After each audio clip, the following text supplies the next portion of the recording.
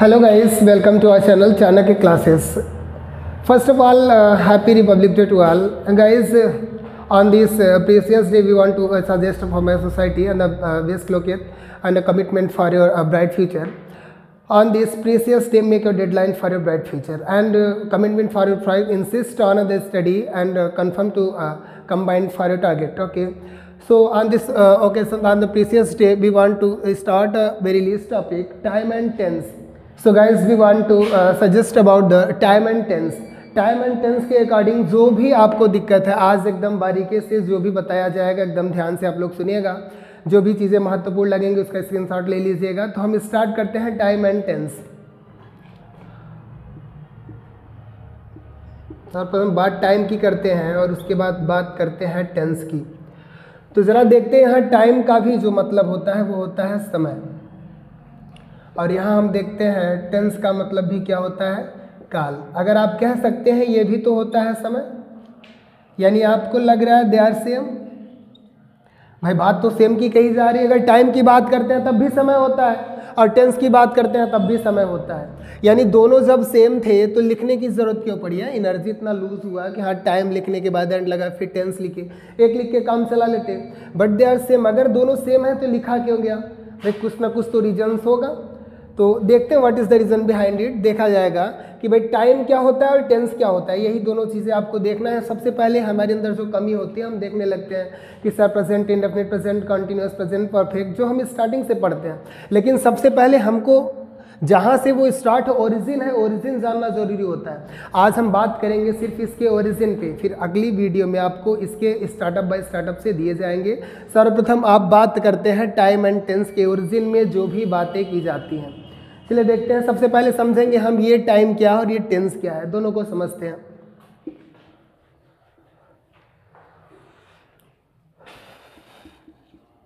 देखिए जब हम बात टाइम की करते हैं तो बताया जाता है कि टाइम इज ऑलवेज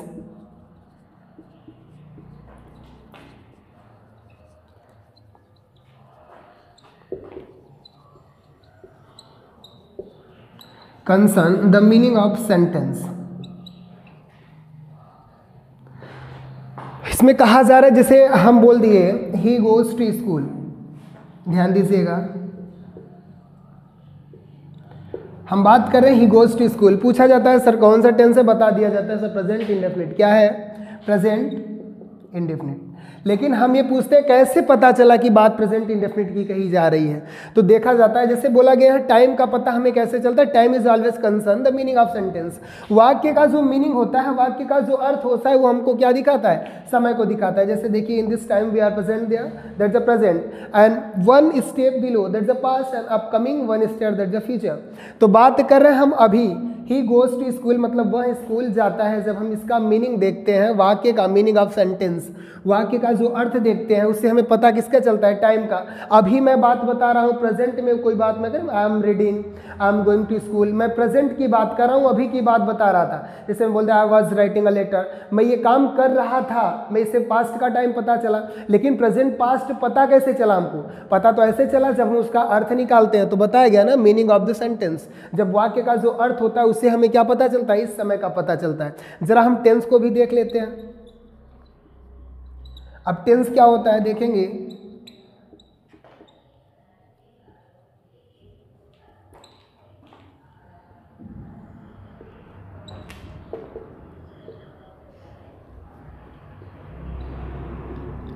अब देखिए ये क्या हो गया, tense is always concern the time of sentence.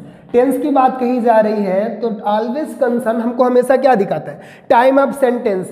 हमें इतना पता है, देखते हैं पहले टाइम की बात हो जाती है तो वाक्य के अर्थ से दिखता है टाइम, और जब टेंस की बात होती है वाक्य में जो टाइम लगा होता है, बोलते सर कौन सा टेंस है, बोलते सर प्रेजेंट टेंस है, नहीं पास्ट टेंस है। लेकिन बात होती है जो वाक्य में जो टाइम होता है, जिसे प्रेजेंट की बात कर दिया गया तो बोलते ना I am going to Allahabad, मैं इस समय की बात बता रहा हूँ, तो इसमें बोलते सर प्रेजेंट टेंस है, और इसमें कंटिन्यू एक्शन लगा हुआ इसलिए प्रेजेंट कंटिन्यूअस हो गया, वो आपको आगे दिखता है। लेकिन यहाँ देखिए पहले जब टेंस की बात हो गई, tense is always concern the time of sentence. हमारा टेंस कैसे पता चलेगा, वाक्य में जो हमारा टाइम लगा होगा, वाक्य में मेरा टाइम प्रेजेंट का है। अगर मैं बोलते I was going to Allahabad, मैं इलाहाबाद जा रहा था, बात मेरे पास्ट की असर पास्ट टेंस होता है। तो देखिए they are reciprocal to each other, यानी ये इसके बिना नहीं और ये इसके बिना नहीं, दोनों क्या है हमारे लिए हेल्पफुल है जब हम टेंस पढ़ने जाते हैं। Time and tense they are reciprocal to each other, यानी इसके बिना इसका काम नहीं चलने वाला और इसके बिना इसका काम नहीं चलने वाला। तो दोनों आप स्क्रीनशॉट इसका ले लीजिएगा कि हम टाइम किसके अकॉर्डिंग पहचानते हैं और टेंस किसके अकॉर्डिंग पहचानते हैं। दोनों का मतलब तो सेम होता है, लेकिन दोनों का यूज़ हमारे लिए कितना महत्वपूर्ण है इतना हम देखेंगे इसके आगे। हाँ, इसको स्क्रीनशॉट ले लीजिएगा, फिर इरेज करके आगे बताते हैं आपको।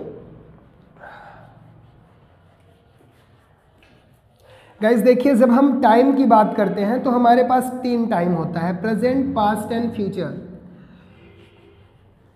जब हम टाइम की बात करते हैं तो हमारे पास 3 टाइम होता है। बात टाइम की कर दिए तो हमें क्या मिला, प्रेजेंट मिला और पास्ट मिला और फ्यूचर मिला। यही 3 हमारे टाइम होते हैं। लेकिन इसके बाद जो बात कही जाती है हमारे एक्शन की, किसकी बात की जाती है, एक्शन की। हमारे पास जो भी एक्शन होते हैं वो V1 होता है और V2 होता है और V3 और V4 और V5, ये हमारे मेन वर्ब हैं। तो ज़रा ध्यान देंगे कि हमारा जो टाइम तो ये तीनों हो गया, उसके बाद हमारे एक्शन हो गए V1, V2, V3, V4 और V5। इसके बारे में ज़रा देख लेते हैं, फिर हमको पता चलता है। यानी जो भी एक्शन होता है वो टाइम के साथ ऐड होता है। जो भी हमारा एक्शन होता है, ध्यान दीजिए यहाँ देखिएगा आप लोग, हमारा टाइम है प्रेजेंट, पास्ट एंड फ्यूचर, उसके साथ हमारे जो एक्शन लगे होते हैं वो होते हैं V1, V2, V3, V4, V5। इन दोनों को ऐड करने के बाद ही हमको क्या मिलता है, टेंस मिलता है। यानी सबसे बड़ी महत्वपूर्ण भूमिका हमारे एक्शन की भी होती है। जब हम टाइम एंड टेंस पढ़ते हैं तो हमारे एक्शन की जो महत्वपूर्ण भूमिका होती है उसको आप देख रहे हैं। जैसे हम यहाँ जो कंक्लूजन हमारा निकलता है वो निकलता है टाइम प्लस एक्शन। क्या निकलता है, time plus action is equal to tense. ध्यान से समझिए इस बात को। अगर हमारे पास देखिएगा टाइम है प्रेजेंट का और एक्शन मेरा कंटिन्यूड है V4, तो प्रेजेंट कंटिन्यूस टेंस हो गया। अगर मेरे पास टाइम है प्रेजेंट का और एक्शन मेरा फिनिश है तो प्रेजेंट परफेक्ट टेंस हो गया। इसको थोड़ा ब्रीथ में समझाते हैं। पहले ये कंक्लूजन देखिए कि हमें अगर टाइम एंड टेंस पढ़ना है तो टाइम तो हमको पता है कि हमारे पास 3 टाइम है। टाइम के साथ साथ हमको देखना है हमारा जो एक्शन है, हमारे जो 5 एक्शन है, इनको मिलाकर ही तो लास्ट में टेंस बनता है। ये अंडरलाइन कर ले इसको, ध्यान से देखिएगा। कंक्लूजन हमारा निकलता है time plus action is equal to tense. हमारा जो टाइम है प्लस उसके साथ एक्शन को भी लगाना है, उसके बाद हमारा जो मिलता है वो क्या होता है, टेंस। इसको थोड़ा ब्रीथ में समझते हैं, हमारे जितने भी एक्शन है फिर समझ में आएगा। इसको स्क्रीनशॉट ले लीजिएगा आप लोग, फिर इरेज करके आगे बताते हैं। ये कंक्लूजन देखिए, इसी पे बात होगी, time plus action is equal to tense. देखिएगा,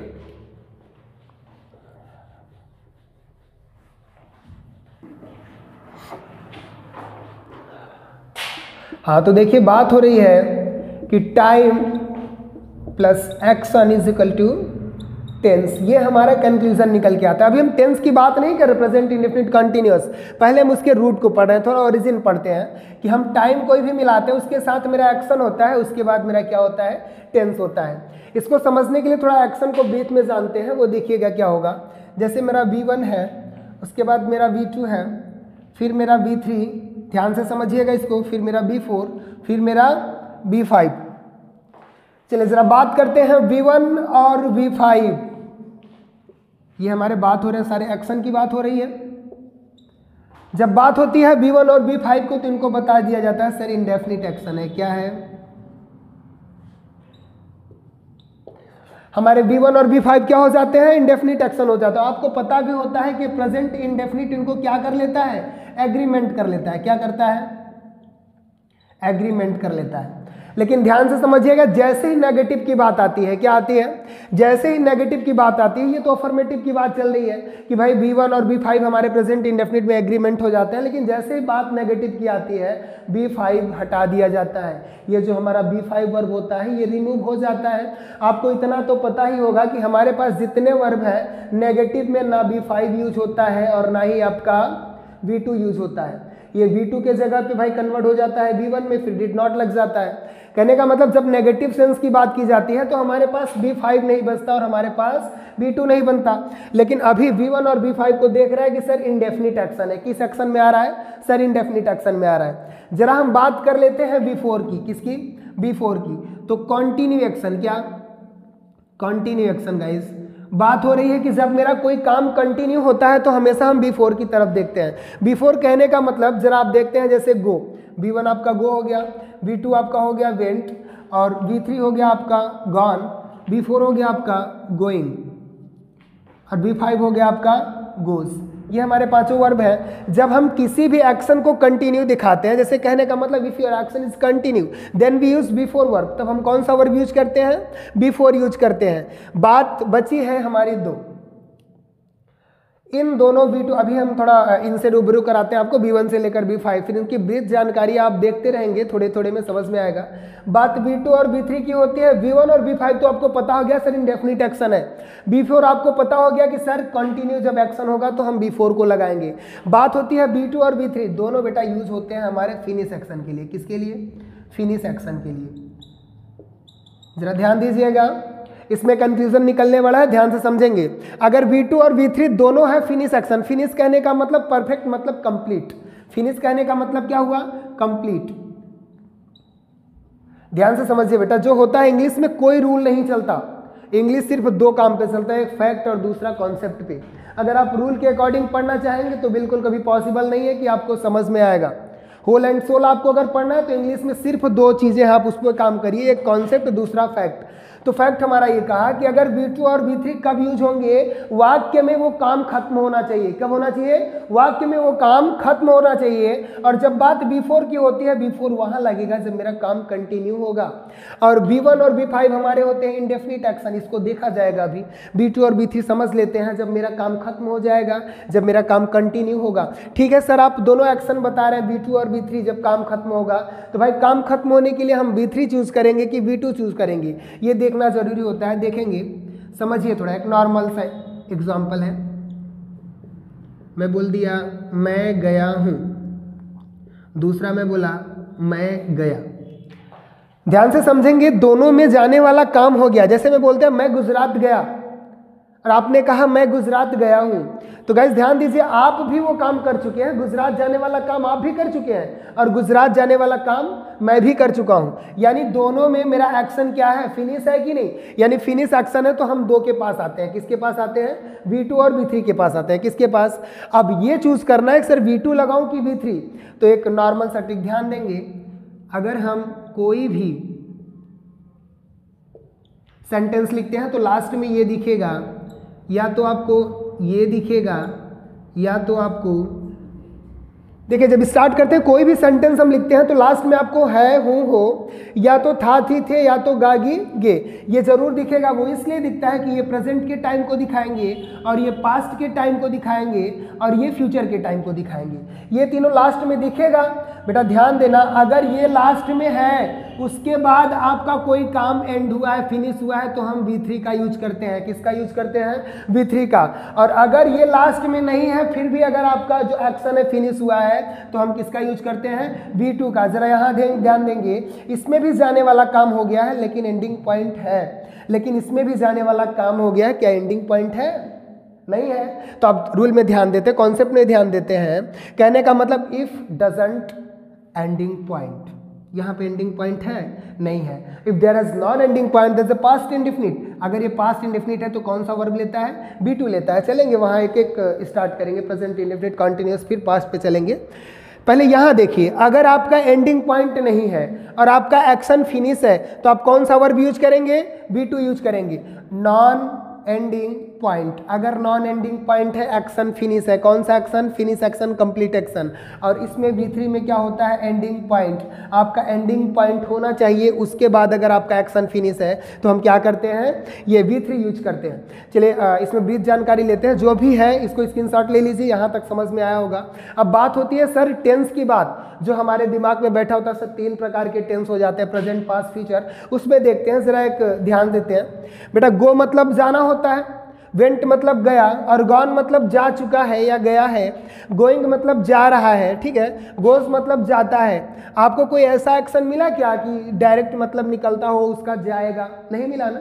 जब हम जाएगा की बात करते हो तो या तो विल गो लाते हैं या तो शैल गो लाते हैं, ठीक। कहने का मतलब जब एक्शन ही नहीं है तो टेंस कैसे हो सकता है। कंक्लूजन हमारा निकला कि टाइम के साथ एक्शन ऐड करना पड़ेगा, उसके बाद हमको टेंस मिलेगा। लेकिन फ्यूचर में क्या एक्शन होता है? चलिए, बिल्कुल नहीं होता। सारे कंक्लूजन निकलेंगे, आप खुद बताएंगे, इसलिए ध्यान से समझिएगा। सिर्फ 2 टेंस होते हैं। कौन से टेंस होते हैं? एक प्रेजेंट टेंस, दूसरा पास्ट टेंस। फ्यूचर आपका टेंस होता ही नहीं। फ्यूचर सिर्फ आपका टाइम होता है। टाइम आपके पास 3 होते हैं।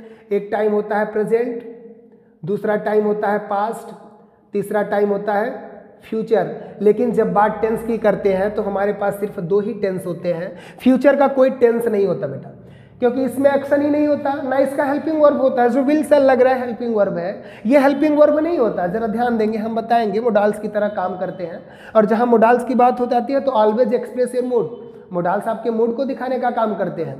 चलिए, वो बात आगे होती है, लेकिन यहाँ ध्यान देंगे कि हमारे पास टाइम तो 3 है लेकिन टेंस 2 है। क्योंकि अगर मेरा जो भी फ्यूचर का वर्ब होता है, मैं बोल दिया मैं कल विद्यालय जाऊँगा, या मैं विद्यालय जाऊंगा, मैं पढ़ूंगा, मैं खेलूंगा, लेकिन जब वो काम हम करने वाले होते हैं, इन this time that's a present. मैं बोल दिया कल विद्यालय जाऊंगा, कल का टाइम तो शो कर रहा है ना, लेकिन जब कल आता है वो काम मैं करना स्टार्ट कर देता हूँ, कल विद्यालय जा रहा होता हूँ, तो द काम प्रेजेंट का हो गया ना वो, लेकिन टाइम फ्यूचर का शो कर रहा है। टाइम तो हमारा फ्यूचर का शो कर रहा है, लेकिन बात होती है जब टेंस की, तो तीसरा टेंस नहीं होता। इसको हम कंक्लूज करेंगे। आप देखिएगा, पहले ये स्क्रीनशॉट ले लीजिएगा, फिर इसको समझाते हैं।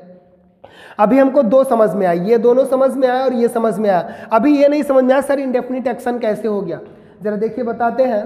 पहले इसको स्क्रीनशॉट ले लीजिएगा, फिर इरेज करते हैं, फिर बताते हैं। उसको स्क्रीनशॉट करिए या तो लिखिए, जो भी कंक्लूजन निकले। क्योंकि रूल मैं नहीं सिखाता, रूल मैं बिल्कुल नहीं पढ़ाता, आपको सिर्फ सिखाने का काम करूंगा, वो भी इंग्लिश आपको सीखना है। That's a way of learning.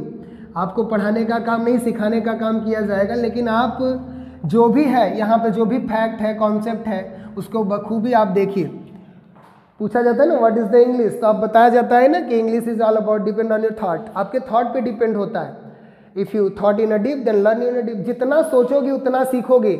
इन्हें कि रूल पढ़ लिए आपको इंग्लिश आ गई, नो कैन बी पॉसिबल। जरा ध्यान देंगे, हम सारे वर्ब को एक बार फिर देखेंगे।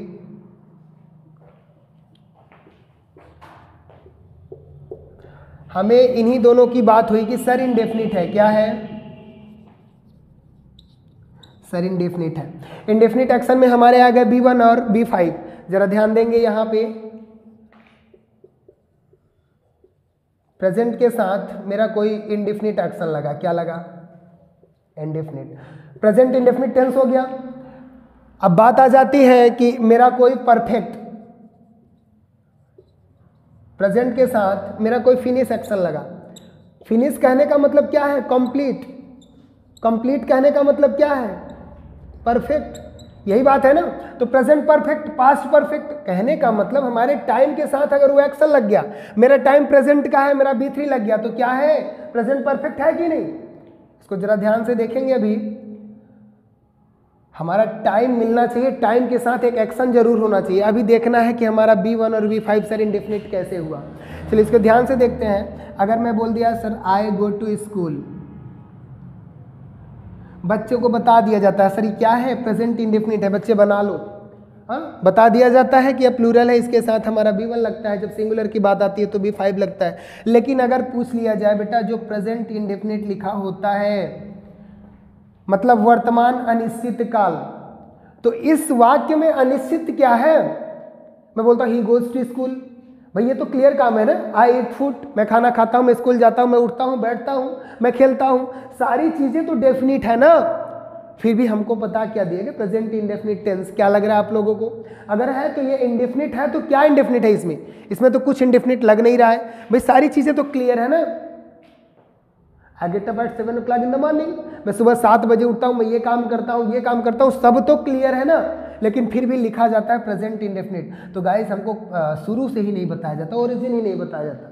ये गलती आपकी नहीं, पैटर्न की गलती होती है। तो जरा इसको देखेंगे, ये मेरा एक्शन है इंडेफिनिट। क्या है? एक्शन इंडेफिनिट है, क्योंकि तीनों टाइम में काम करता है। हमारे साथ जो टाइम लगा हुआ है वो इंडेफिनिट होता है। जैसे मैं बोलता हूँ टाइम क्या है सर? टाइम है प्रेजेंट, फिर टाइम क्या है? पास्ट, फिर टाइम क्या है? फ्यूचर। बात होती है, बता दिया जाता है कि वाक्य के अंत में ता है, ती है, ते है, तो प्रेजेंट इंडेफिनिट होता है। हाँ, ये सब कुछ गलत होता है, आपको वो चीज़ें बिल्कुल नहीं पढ़नी है। देखिए जो हैबिचुअल एक्शन होते हैं हमारे वो इंडेफिनिट होते हैं, क्योंकि हैबिट हम प्रेजेंट में भी वही करते हैं, पास्ट में भी वही करते हैं और फ्यूचर में भी वही करते हैं। ध्यान से आप लोग समझेंगे, मैं बोल रहा हूँ आज जैसे 26 जनवरी है, ठीक, कल रहा होगा 25 और परसों आएगा 27, तो ये बात तो पास्ट की हो गई और ये अभी चल रहा है प्रेजेंट की बात हो गई, और ये बात तो फ्यूचर की है ना। तो जरा ध्यान देंगे, हम 25 को भी स्कूल गए थे, हम 26 को भी स्कूल गए और 27 को क्या भूल जाएंगे कि विद्यालय की चिड़िया का नाम है।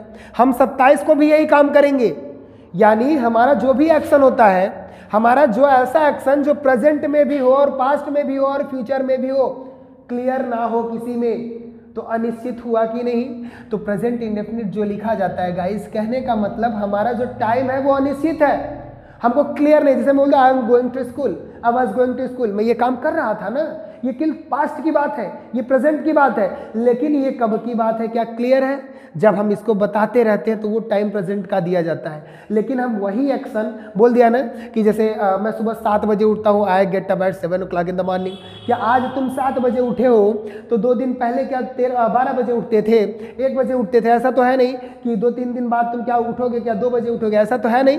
आप 7 बजे उठते थे तो 7 ही बजे उठोगे। मतलब ऐसा एक्शन जो हम तीनों टाइम में करते हैं, किस में करते हैं? तीनों टाइम, यानी प्रेजेंट टाइम में भी, पास्ट टाइम में भी और फ्यूचर टाइम में भी। तो मेरा एक्शन वो इंडेफिनिट हुआ कि नहीं?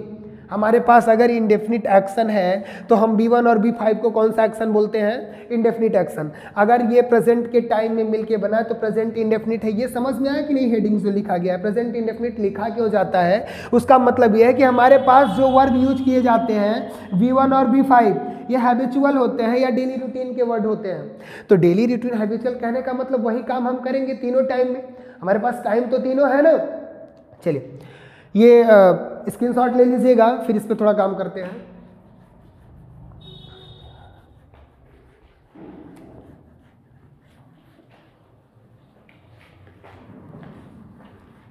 जैसे हेल्पिंग वर्ब की भी बहुत बड़ी भूमिका होती है टाइम एंड टेंस में। हमारे पास ये 5 वर्ब हो गए, ठीक है। हम देखते हैं कि जब हम फ्यूचर के वर्ब की बात करते हैं तो हमारे पास हो जाता है सर विल और शैल। क्या हो जाता है सर? विल और शैल, यही बात हो जाती है। तो चलिए ठीक है, इसकी कॉमन जानकारी हम देंगे। एक एक पॉइंट से स्टार्ट होगा, आप लोग टेंशन ना लीजिएगा, पॉइंट से स्टार्ट होगा। लेकिन विल और शैल की बात है, हम सुने होंगे कि मोडाल्स की बात होती है। जब बात मोडाल्स की होती है तो हमारे पास उसमें भी दिखता है, जैसे can, could, may, might, shall, should, will, would, are, to, dare, need, ये आप देखते होंगे तो उसमें भी आपको विल शैल दिखता है। यानी मोडाल्स में भी विल शैल दिखा। और जब हम बात फ्यूचर की करते हैं, किसकी करते हैं बेटा? जब हम बात फ्यूचर की करते हैं उसमें भी हेल्पिंग वर्ब मेरा क्या दिखता है? विल दिखता है और शैल दिखता है। यानी ये मोडाल्स भी है और हेल्पिंग वर्ब भी है। क्या पॉसिबल है? बिल्कुल नहीं। देखिए जैसे कभी कभी क्या होता है, जैसे लिखा हूँ आई विल बीट यू, इसके बाद लिखा हूँ आई शैल बीट यू। तो ध्यान दीजिए, जो मेरा मोडाल्स काम करता है, modals express your mood, modals आपके हमेशा मूड को दिखाते हैं। देखिए यहाँ भी आई के साथ में क्या यूज किया? विल यूज किया, और यहाँ आई के साथ शैल यूज किया। आई के साथ यूज होता है जो फर्स्ट पर्सन होते हैं आई भी, उनके साथ यूज होता है शैल। लेकिन जो भी सेकंड और थर्ड पर्सन होते हैं उनके साथ विल यूज होता है। कभी आपको ऐसा दिखा क्या, जैसे आई के साथ कहीं एम लगा है फिर आई के साथ कहीं आर लगा दिए?